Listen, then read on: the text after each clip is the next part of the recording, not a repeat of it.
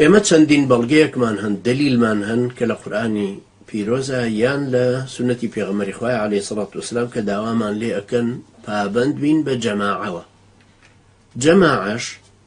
لە قورئان و سونەتە باس کراون، چۆنێتی کۆمەڵکاریەکەش یا چۆنێتی پێوە پابەندبوونەکەش باس کراوە. ئەم ئیسلامە مهمی ئەم ئیسلامە لەوەی هەیە وەکو کە منهەجەکەی بۆ ڕوون کردوینەتەوە پێشی فەرمووین چۆن هەڵی گرین منهەجەکە بە شێوەی تاک و شێوەی کۆمەڵکاری.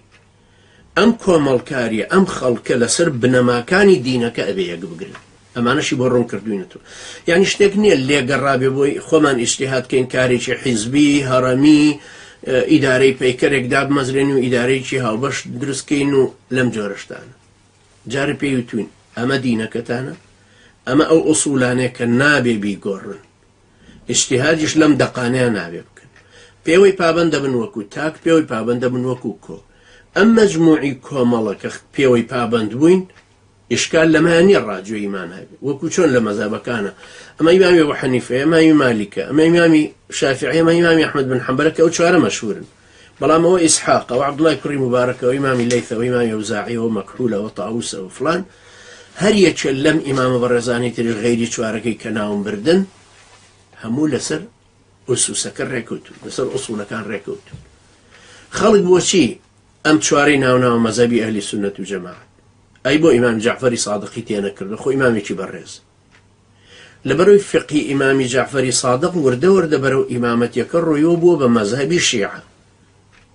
خەڵکی پێی قبوڵ نییە تۆ مامۆستا عەلی باپیر بڵێ ئەوە مەذهەبی پێنجەمە، چونکەوە لە درێژایی تاریخی 1200 ساڵە شتیوانە هاتوۆتە پێشێ خەڵک بڵێ ئەوە مەذهەبی پێنجەم. بەڵام ئێمە وەکو ئەهلی سونەت و جەماعەت متفقین لەسەرەوەی کابرا حەنەفیە نوێژی لە دواوەکەین، مالیکیە یا شافعیە حەمبەلیە نوێژی لە دواوەکەین. ئێمە کە لەسەر ئەمە متفق بووین بۆچی متفق بووین؟ لەبەرەوەی لە ئوسوڵی فقهەکەیە لە ئوسوڵی عەقائیدیەکەشە متفق. بەڵێ اختلافیان لە جزئیاتێکە هەیە وەکو حەدیثی ئاحاد لە عەقیدە یان لەسەر بەعزێ لە ئوسوڵی فقهەکە ئیمامی ئەبوو حەنیفە فەرقێکی لەگەڵ سییانەکەی تر هەیە لە ئوسوڵی فقه. بۆیە لە فقهەکەش خۆیە دلیلی کەمترە وەکو پشت بەستن بە حەدیثی پێغەمبەر عەلەیهی سەڵات وسەلام وەکو ئیمامی مالیک و شافعی و ئەحمەد نییە. ئێمە لە کۆمەڵکاریە مەذهەبیەکەیە متفقین لەسەر ئوسوولەکان. بۆچی ناتوانین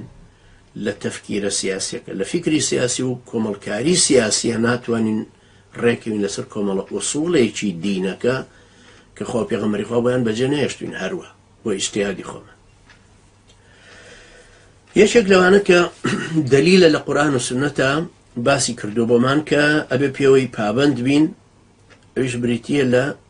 لزوم الجەماعە، یعنی پابەندبوون بە کۆمەڵەوە. کۆمەڵ پێناسەکەی ئەوەیە کە خۆ پێغەمبەری خوا کردویان. ئەنجا ئەم پابەندبوونە چەندین مەرجی هەیە بۆ ئەوەی بێتە دی، چەندین ڕێسای هەیە پێوەی پابەند بین بۆی بە هەمومان بتوانین دروستیکەین. ئەمە یەکەم شت جارێ خوای پەروەردگار دلیلی یەکەمە فەرمێ، ئەمە لێرە باز لە دلیلەکانەکەم لە ئایەت پاشان لە حەدیثیشە باسی یەکەمەوە، ئەمە هەمووی فەرمانکردنن بە کۆمەڵکاریە کە لەسەر بنەماکانی دینەکە دروست بوون. خوای گەورە لە سورەتی ئالی عیمران لە ئایەتی 102 فەرمێ یا ئەیها الذین آمنوا اتقوا الله حق تقاته ولا تموتن إلا وأنتم مسلمون واعتصموا بحبل الله جميعا ولا تفرقوا. چەند ئەمرێک لێرە هەیە. یا ئەیها الذین آمنوا کەوابوو ئەمە بانکهێشتی ئەو کەسانەکە کە ئیمانیان هێناوە ئەهلی مزگەوت. یا ئەیها الذین آمنوا مادام ئێمە بانگەکە پێویستە هەموو سەرنج و هۆشێکمانی بدەینە چونکە قازانجی دنیا و قیامەتمانی تیایە. اتقوا الله پێش هەموو کارێک داوای ئەومان لێکە لەخوا بترسین و قیامەت خوازانە ڕەفتارکەین و سیجابەمان. ئەگەر ئێمە قیامەت خوازانە بەدەنگ ئەم ئایەتەوە چوین تەنازول بۆ یەکتریەکەی نوشتێکی ئاسان. بەڵام ئەگەر وانە بوو ئەم تەقوایە هەر فشەی سەرزارێکی بوو، خۆ دەرخستن بوو، هەر ڕیشەشتنەوەیەک و مەزهەرێکی ئیسلامیانە بوو، بەڵام لە ناخە ئەعرابێتی بوو، ئێمە حەقە توقاتیهی نییە. یا ئەیها الذین آمنوا اتقوا الله حق تقاته. ئێوە بەڕاستی ئەم تەقوایە لە ڕەفتاری خۆتانە بهێنەدی، لە دڵ و دەروونتانە هەیە بۆیە لە ڕەفتاریشتانە ڕەفتارتانی پێپارسەنگە بێت و قيامة خوازان رفتارك. يا أيها الذين آمنوا اتقوا الله حق تقاته ولا تموتن إلا وأنتم مسلمون. أمش استعدادي نفسي ما نداتي آمد باشي دروني بوك يا ربي خويا قال استا روحي من بجرشة من يا ربي خويا تسليم بوك آماد بم أنفر معنا جب جبك. ولا تموتن إلا وأنتم مسلمون. نوني توكيدي ثقيلش يعني حتما نمرنا تاوكو لسر إسلامتك أنا شلون أبي أما خب من نازانم كيمرم أجر بواي بلام 4 صالي ترى مردم لفلان تاريخا صالي أخير خم باشتر وحاضرك بلا استا أبي خم حاضر كم شو كم من نازانم كي أمرم. ولا تموتن إلا وأنتم مسلمون معناه كي أواي بمسلمانيتي نبي نمرن شلون نزانم أمر كي أمرم كوابو أبي هميشة مسلمانيتي كم تياب هميشة تسليم بمفرمانه كي خواي بالرجال يشكيش لو أنا أمي. يا أيها الذين آمنوا اتقوا الله حق تقاته ولا تموتن إلا وأنتم مسلمون واعتصموا بحبل الله جميعا ولا تفرقوا. واعتصموا بدست جمعي بيوي بابند بن اعتصامي جويا عاصم أو أتباريزه قال لا عاصم اليوم من أمر ربي. وقت كركي سيدنا نوح فرموي سآوي إلى جبل يعصمني من الماء أشمسر أولد كشاخو أم باريزه للا فاوكا قال لا عاصم اليوم من أمر ربي. أم عاصمك بمعنى معصوم ديليرا هر أصلك جرتب أم فرمانا واعتصموا لا عصموا. واعتصموا يعني هموتان بنا ببنبر كتابي خواي برودك. أيو كساني باورتان هنا براسي تقوى كاريكتان تسراس لها نمرن إلا بمسلمانتي نبي بابند بن بدينك خواي برودك بحبل الله يعني بدين الله. حبل خوي بريتيلا شي حبل بريتيلا باتك أم سري هي أو سري شي ديار أم سري قايمة كي وكل عفاوك خلش جايول العفاوي لتشمي ببرتو كل عفاوة استوا أم سري ببردو بدارك وقايمة كجوريسكو إنجادز ببتك وجري بوي بيجينة أوسر لو سريش خلق قرتوتي إنجادز ببتك وجري وأروى. واعتصموا بحبل الله جميعا. حبل الله شلير دينك جميعا يعني هموتان بيوي بابند نكو مالك خوي وابزانك بابند بيوي بلام للراسية دسي ببتكو نقرتو هر بدم لافاوكو خوير أما أكبت برمونجي لافاوكو حتما أكبت. انجا دواي فرمي ولا تفرقوا دواي أمرك أم إنزار الشيدة. إمام ابن جرير الطبري رحمة إخوائي بسنده لعبد الله كري مسعود وإخواني رازي بجراية وأفرمي واعتصموا بحبل الله جميعا يعني الجماعة لكتاب جامع البيانة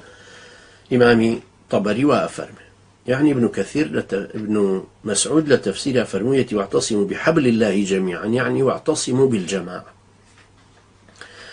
هر إمام ابن جرير دي سان كمالك بسنده وكمالك أقوال تري لسلف ونقل كردوك فرميانا حبل الله يعني القرآن هروها حبل الله يعني الإخلاص لله وحده هروها حبل الله يعني الإسلام كلام جلدي شوارم لا برسيب وسيبيك باسي لم نقطعنا كردوه. أم معنى أنا القرآن والجماعة أمانة هميهر مؤدايا يكشته يعني يكواتا أجينا أيش أوياك بابندبونا بقرآن سراسيو جديتي دينداريو إخلاص وخواي پروردگار بابندبونا بإسلامي كراست ودرست وكلا سرچاو أصلكاني خوان واحد بو يعلم لسرچاو أصلكاني خوان واحد خويستا كابراي رافيزش كابراي الشيعة شرع لي من الإسلامي محمدين شوني مالين إسلامي السلف وانش لا أنا الله إسلامي محمدين بلا ما معه خزع بلات أنا شبين إلا الشيعة لوانيش دورتر إسماعيلية كقصيلة قلاكي كإمامي تشلو هشتمي عن كريمة خانة يستأجي كقصيلة قلاكي تقول إيه مجلس القرآن والسنة كزنالي مجلس القرآن والسنة شو كما ناكر سنة وازلي بين لبرو سنة لبيغمري خواتو عليه الصلاة والسلام أو هندي قمراي لا يخمان الله سنة رفزة كمو كوابو بابند بون بقرآن والسنة وبابند بون بإسلامك صحيحي بيغمبرو عليه الصلاة والسلام وكو بيالين سلف وات الصحابة وتابعين وتابعي تابعين بابند بون بقرآن والسنة لسر ديدي أوان آية أشياء لسر أم أصول متفق بي أجر لسر أم أصول متفق نابين أم بنا ما سركيها إيش شو نتوين لسر بول بريمر متفق بين بول بريمر حاكمي محتل، حاكمي احتلالي أمريكي، هاتوه بو بحاكمي أو حدي عراق. طارق هاشمي شو بولا يالله بمك بالريزر كاني جيش أهلي فلوجة والرمادي وشونا كاني تروش أهلي سنة همي مواجهة كانوا بأربيجي وشر والحاصل جهادي كي قولاني على كل برامبي شلون أشياء أمدوانا بيان بوتري أهلي سنة وجماعتنا بنا ما كان يعني مشترك يعني ناكر يا وجه ناكر شلون أبي من بلا مشروعي توبلي مشروعي آزاد كردني عراق منش بحمو مقاييس كان سيري كمو احتلالي كي صليبي حاقدي استعماري هاتو ولاتكي داجر كردو اسلامي خصوتك كنار ومسلماني زليل كردو مزقوتي الروخان وصليبي لسر القرآن درس كردو اقتصادي بردو خلشي الرسواء كردو خلشي زندان كردو هرشي ناوي اسلامتي هي خصوتي كنار شلون ابا مظلم تاع رزقار كردني عراق ما هردوك شمان اهلي مزقوتين هردوك شمان اهلي فكري سياسيين يعني شلون ابي اما لسر اماناتو ان المتفق بين اما محتله يا محتلني كافر يا كافرني داجر كار يا داجر كارني اي شلون ابي اي بوخ امتي مسلمان لسر تتلو مغول اتفاقي ان كردو اي بو اوانيك تابعي ابن تيميه بون يا اواني تابعي عزي كري عبد السلام بون يا اوانيك تابعي صوفيا كان بون همو يالا شرعين جالوتا فيكو اشتراكي ان كردو دجي مغول وستانو اي شلون انا تواني انسركو كوابو ليرك ألين واعتصموا بحبل الله جميعا ولا تفرقوا أمانة أما بقينا نتيجة ابن جرير رحمة خوالي بالله بجامع البيان هذا المجلدي شوارم لا فرسي أفرمي يريد بذلك تعالى ذكره خواي بردقاري مازن ما بستي ليرة دا أويا وتمسكوا بدين الله الذي أمركم به بابند من بودين وكخواي بردقار فرماني بيكردون وعهده الذي عهده إليكم في كتابه هروها بو عهدو بلينوا بابند بن كلا كتابي خواي بردقار بوتان رون كردوتو ألست بربكم قالوا بلى من الألفة والاجتماع على كلمة الحق والتسليم لأمر الله أو كلا سري بيوست بابند ببن أما يبريتي لا الألفة يعني لنا خورتانا براتيجي ديني بيك بينن دلو درونتان يكخن بريتي إسلامي بيك بينن بريتي دلو درونتان براتي ديني تان جماعتك درس بين وكوب ابن ولا سر كلمة الحق ككلمة لا إله إلا الله كي والتسليم لأمر الله هروها تسليم من بويك خواي بالرجال فرماني بيكرد ابن كثير رحمة خوالي بالله تفسير القرآن العظيم على مجلدي يكم لا براسي صوت وهشتاونو أفرمي ولا تفرقوا أفرمي أمرهم بالجماعة ونهاهم عن التفريق فرماني بيكردن كي كم جار بكم الكاريكوبا بندبن دعيش برغلسي أوي ليكردن كتفرق بكيوتن نيويانوا وحديثي زورج لم بابته هاتون كزمني تفرقة أكنو فرمان با كومالكاري أكنو بليد نزيبونو ببرايتي أكن زورش لو حادثانا طبعا هنا وتولي رمن ضروري نبيه الموضوع إشارة بيدا كأتواني بقرد دوسر مجلدية كم لا برسة سطو اشتاونو بدوا لتفسير القرآن العظيم ابن كثير بيخوانيته كأفرم وردت أحاديث كثيرة متعددة من اللي ربي يسمنا كربيان هنمو أنجا دعاي ابن كثير رحمة خوالي بأفرميه أم حديث آيتان يا أم آية أم حديثانا باس لواك العصمة عند اتفاقهم من الخطأ أورنا كاتو كأم مسلمانانا أجر بيوي بابند بون بم قرآن وبم أحاديثانا وكهاتون بم آية وبم فرمانوا وكو أمي كفرمي أمرهم بالجماعة ونهاهم عن التفرق أما أبي بسبب يكبو عصمتي أنا أبي بسبب يكبو أوي كدور بن لهلا شو كبيكو دست الجمعي بشوراش إيشكن بابنديشن بوحيكوا لبرو حتما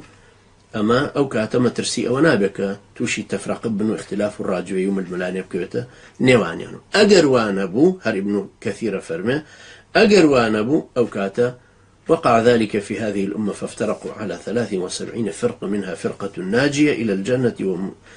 أما أفرمي كنتيجة وايلة دي أجنا أو نتيجة كبيغمري عليه الصلاة والسلام فرميتي جماعتكم أمتكم توزيع بنيها تفرقان تيكي وابن بحفتا وسيفر قوى يكيق لوانا أهلي إيمانيان يكيق لوانا أهلي بهشتا وهم الذين على ما كان عليه النبي صلى الله عليه وسلم وأصحابه أويش أو جماعتك لسر منهجي بيغمري عليه الصلاة والسلام بوبه وهروها يا وراني أو قرطبي رحمة إخوائي لبابهما شوا لا جامع الأحكام القرآن أفرمي واعتصموا بحبل الله جميعا ولا تفرقوا يعني الجماعة روي عنه يعني لعبد الله كوري مسعود والروايات كراوة بيشترنا يبردوا وعن غيره من وجوه لتشندين لاوة الرون أبياته كما بس ليرى الجماعة والمعنى كله متقارب متداخل معنى كان هم يبيكوا ليك نزيكا لنا بيكترى لكاون يعني تيكتشرجاون خواهي بردقار فرما أم قرطبية فرما خواهي بردقار فرمانك بالفداوة يعني ائتلاف والريكوتن نزيك بونو ليكتر وينهى عن الفرقة برلسيشي كردو ولا ململاني وناكو تشي جابونو ليكتر وتفرقة يكوتن فإن الفرقة هلك والجماعة نجاة چونك تفرق كوتننا ومسلمانان وحتما بهلاك بأفوتين وكوم الكاريكش نجاة جاءوا هنا بتيوك فرموك عبد الله كوري مبارك فرميتي إن الجماعة حبل الله فاعتصموا منه بعروته الوثقى لمن دان إمام الشوكاني رحمة خوالي به كسطو شصالك لما بيشكوت شدائي كردو رحمة خوالي بخلق يمن وصاحبي فتح القريبة فتح القدير فتح القدير إيش تفسيره هرواني الأوطار وآنيتر أفرموا واعتصموا بحبل الله جميعا الحبل لفظ مشترك وأصله في اللغة السبب الذي يتوصل به إلى البغية أفرموا حبل واعتصموا بحبل الله جميعا أصل أويك أما بستكيا لفظي هاو بشا لزمانوانيا لأصل زمانوانيا كي خويا ما بس أويك وسيليك بوي بقيت هدفك يتوصل به إلى البغية وهو إما تمثيل أو استعارة أمرهم سبحانه بأن يجتمعوا على التمسك بدين الإسلام خواهي بردقار فرماني بخلق كداوك همويان بابند بون بإسلامك وكم الكهرانا بابند بن بيويال بقرآنك ونهاهم عن التفرق الناشئ عن الاختلاف في الدين برهالصيشي ليه كردون كالديدو تيروانين الدين يكيا اختلافات يعني تينكبه راجوي أبن بلام نبي بناكوشي كان ليه نبي بنزاعه نبي باختلافاتي چوا كدوائي دستيان نقات ويكتري باشان أم عبارتي طبري هنا وتجارج كالشوكاني أفرمي والاجتماع على كلمة الحق بيويست مسلمانان لسر أو كلمة حقة يقبك فلا بد أن يكون الأساس كوابو أو بنماي كمسلمانان بيويست لسر يقبك كلمة حقة ككلمة قرآن السنة وهرواء الجماعة كي أو جماعتي كبابندن بمنهج بيغمري خواه عليه الصلاة والسلام كلسر لا إله إلا الله محمد رسول الله يكي أنقرتوا بتيجيشتني سلف كوتما صحابه وتابعين وتابعي تابعين وهروها رچاو كردني مرجكاني شوازي بابندوني رساكاني حقيقتكاني وأوانش بالتأكيد أويك ابن كثير وإمام الطبري وقرطبي وإمام الشوكاني هم رحمة إخوان لي بباسي أنكردوت أنجا باشان شوكاني رحمة إخوان لي لا أفرمها أمرهم سبحانه بأن يجتمعوا على التمسك بدين الإسلام وبالقرآن كوابو بابندبون يانا ككوب ابنو همويان لسر بابندبون بإسلامك وبقرآنك كوابو قرانا ومان بوسر قرآن وحديث يكمين أساسياتي أو يكبتوانين يقبقري أما أجر هريك العاصي خوي اجتهاداتي كداتاشي بو خوي تو قرآنك دوال واز لهنا بهاتوي تسرعي خوت من لسرعيتو متفقنا براخو منش نقصاني براخو من شيتينيم تو دسم بقري شويرينيم تو دسم بقري بومزقد منالينيم عقل بينشكي عمرتي وعمر ما بقدر توش للدنيا تيجيشتم جاك وابو تشي وام ليك من شو توكو هيج ات تشي وام ليك توش من كوي هيج اگر دنيا يبرك وين دسري اگر دينك شا فرموا اصولك في سلسل اصولك يكو بينا شو كاش فرمي ولا تفرقوا ابن جرير فرمي يعني جل ثناؤه بقوله ولا تفرقوا ولا تتفرقوا عن دين الله وعهده الذي عهد إليكم في كتابه من الائتلاف والاجتماع على طاعته وطاعة رسوله صلى الله عليه وسلم والانتهاء إلى أمره بقينا ويكيتر بن بس بين كجيشنا فرماني خواي پروردگار كجيشنا قرآن وحديثي صحيح تواب بوسين مجالي اجتهادي تيانا من تو آيتك قرآن رفضك تو بالرأي خود بالرأي أميرك بالرأي كسيشتر يا ناكري ما شو ناكري جاء آية لناسيني دقك وزانين وتيجيشنو بيو بابندبوني بي يا لناسيني واقعك وشيكاري بابندبون بي أويك واقعك فرزي كردو لسرد أوي واقعك فرزي كردو لسرد تو أبي أو واقع بقوري تو أقر استجابة بواقعك هي حتى قيامتنا يقوري هر أو تو أقوري أوش سببي سركية كإسلامي كان بشوية قشتي متمانەی خەڵکیەکان لەدەستداوە، چونکە ئەزانن خەڵکەکە ڕووی لەمان کرد بۆی دینەکە تەطبیقە، ئێمان دینەکەیان بردەوە بۆ لای لادینیەکان،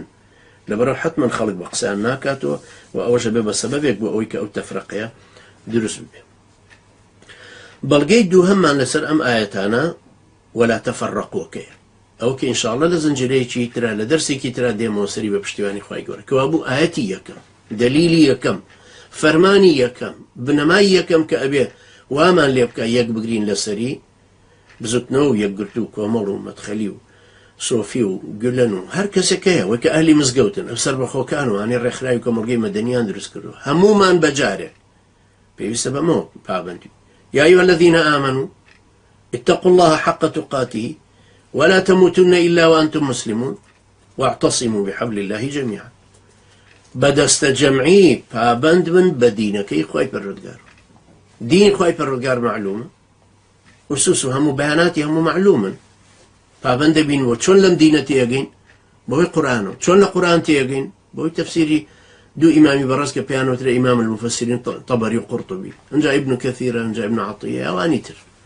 شون لحديث تيقين حديث قرينو بسر سند كانيا لسند كاني تأكيد ما انكردو بشروطي سند، يعني يشغلوك أم أمتي لسراويك أمتي سندة فلان لفلان لفلان لفلان وجراويتو أم فلان أنا هميان مسلمانا عاقلا تكليف عن هالقرتوها انجا ضبطا عدلا يعني جامتمانا ولفظ كان شانوك خوي جراوتو، اما يترلع علم الرجال اخوان ريلا علم علل اخوان ريلا مسانيد اخوان ريلا بم سند انا الرينو سرمتني حديثك كراس حديثك لا بيغمر اخوه عليه الصلاه والسلام انت شلون لم حديثتي اجين ببيزماني عربي شيلي تيجشتو زور باشات بتفسيري كربيه ما امتك لسر ابن حجر متفقن كاي امام ابن حجر عسقلاني باشترين شرحي فتح الباري كشرحي صحيح بخاري كردوتي، يا إمامي نووي رحمة خوالي بك شرحي صحيح مسلمي كرد، معنى واجني إما أوان بمعصوم بزانين عقلي خومان إلغاكين، نا عقلي خوش من إلغاناكين، بلان بس سندك يا هرب برينو، إما بدواي سندك الرينو لشوب يا قرينو، منا عدني برا، لم يستعي خوتو بيا بقرروا بسندك هتا قيتا أو زمانه خو استاج لم زماني إما ولا كردستانيش، يشي وكو دكتور نريمان صابر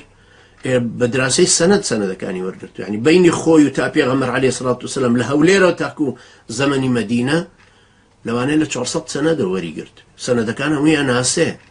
إيه باشا توقر لبخاري ورنقري خوم بيا وحجي لسر تواني وقتك بيا ظلام روايات أنا بيا تواني بس سند كان أبريته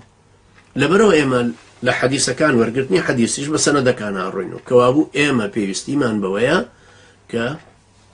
أم حديثانا بمشي وربقين أم مرجعيات لم عالم برزانا شو تيجيشني أوان بأصل دابنين ورد بين سر تيجيشنك يعني خوشمان أقل الغاناكين ولم يا أخيش نابين لو الرساني كأوان دعنا بمشي ويا أجينا النتيجة. أما إما تشاور يمكن لسر كرسي برلمان متفق بين برلمانك خوي معطلة باك خراوة برلمانك خوي لأيوة بقوتر هرسكتان بيكو بقوتر لأيوة قرامبو بسبينس كرسي هنا إلغاك راي لبري هو نزان قرت شل كرسي تاني أنا هلن فرمكاك التشريعات قدامنا إنه قانون إسلامي بيننا بيش أما خيال بلاوة أما الأولاد مركزية الرونادا للجزائر ولا أولاداني الرونادا لكويت ولا ماليزيا الرونادا لا إيه شون رودا أولادي جميل الشيء كباب ورنا وبرايني عزيزي من أهلي مزقل داعية مسلمانة كان قيادة مسلمانة كان ورن لسر متفق بن أصولي دينك تشي لسر أصولي دينك متفق إما خزمت كارتانا بين لما مسألة بلام لما مسألة ريكوتني دنيايا إما جاري إشمان بالدنياني واي پروردگار هدايتي إما شو إيوش بدا إما شو إيوش سركوتوب كو هدايتنا بدا وبرشاو من روشن كاتو بنوري خوي گەورە سینەفراوانتر پەروەردەمانکە ئاراستەمانکە خوای گەورە لێمان ڕازی بێ. أقول قولي هذا واستغفر الله لي ولكم وجزاكم الله خيرا والسلام عليكم ورحمة الله وبركاته.